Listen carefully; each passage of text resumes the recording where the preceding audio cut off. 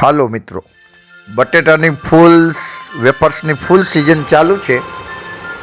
તો મિત્રો 3-4 વસ્તુ ધ્યાન રાખવાની છે જે પ્રભાબેન વાછાણી બતાવી છે. પહેલી વસ્તુ કે બટેટા હોળી પહેલાં જ, હવે સિઝન આવી જાય છે વહેલી, તો હોળી પહેલાં જ બનાવી લેવા અથવા હોળીને આજુબાજુ.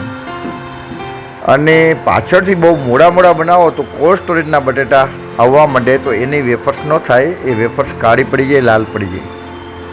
કોલ્ડ સ્ટોરેજના બટેટા ન ચાલે, તાજા બટેટા અત્યારે આવે છે એ જ બટેટા લેવા. બીજી વસ્તુ, બટેટાની પ્લેન વેફર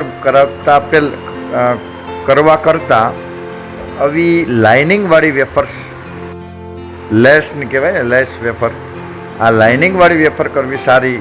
એ સુકવવાની બહુ સહેલી પડે છે, ચોટતી નથી, એટલે ફટાફટ આમ સુકાઈ જાય છે, ગોઠવવામાં સહેલી પડે સુકાવવામાં, અને સ્વાદમાં પણ થોડી ક્રિસ્પી બને છે વધારે.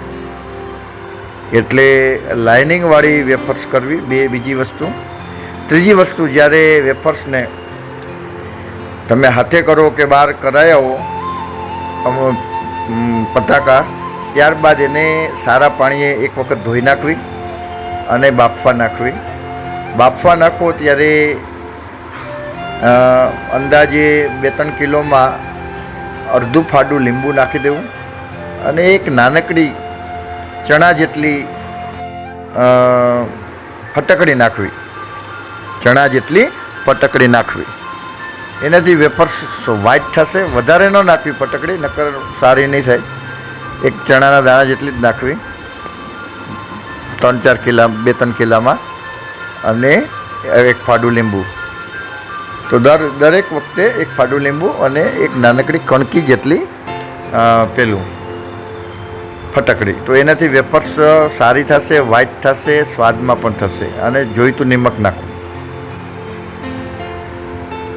બરોબર, આવી રીતે કરશો અને પહેલે દિવસે પંખા નીચે રાખવી અને બીજે દિવસે પછી તડકે સૂકી દેવી.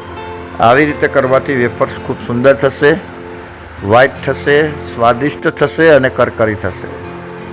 ઓમ શાંતિ, ધન્યવાદ. હાલો, તો હવે કોની રાહ જુઓ છો? ચાલો તમે પણ કરી જ નાખો. ઓમ શાંતિ.